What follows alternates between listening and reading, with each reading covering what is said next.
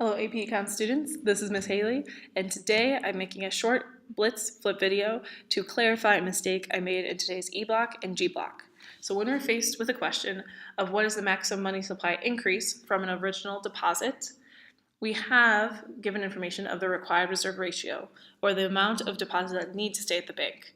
And this required reserve ratio is given by a federal or central bank.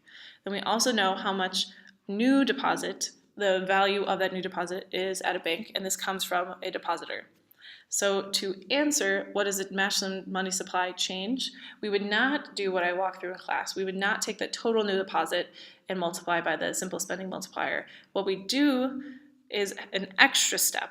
We want to not just see the new deposit, but think about how much of that new deposit is total excess reserves, and then use the simple spending multiplier. And the hint that we want to use to make sure that we're calculating this correctly is that from this new deposit, from John's deposit, for example, how much of that money will the bank be actually able to loan out? So let's look at one of the Albert questions as an example. So in this problem, we're given the new deposit, which is $5,000, and we're given the required reserve ratio, which is 10%. And so we have 3 steps that we need to go through before we can figure out the maximum amount of money created by this deposit.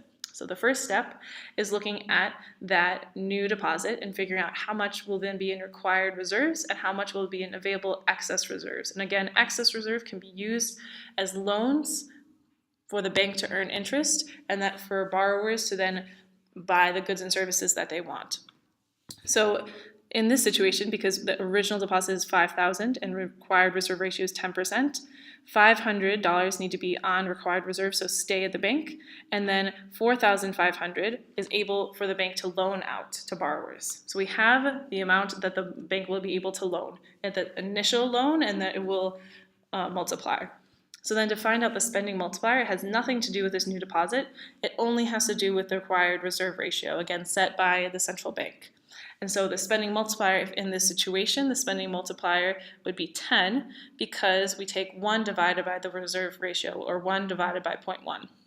So taking both step 1 and step 2, we then can figure out how we can use the simple spending multiplier to find the summation of all future loans. So again, instead of just taking that 5,000 times 10, we take the available excess reserves, so how much of that original deposit the bank could actually loan out, and then taking the spending multiplier to find the maximum new money in circulation. So in this situation, we would take 4,500 times 10, the spending multiplier, and get 45,000.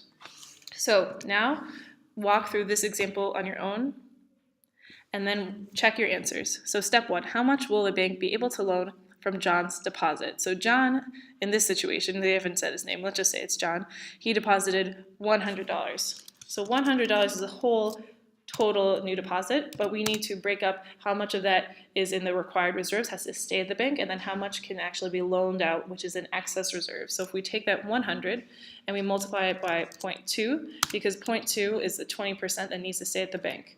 So we know that $20 of that $100 deposit has to stay at the bank. So this is the required reserves.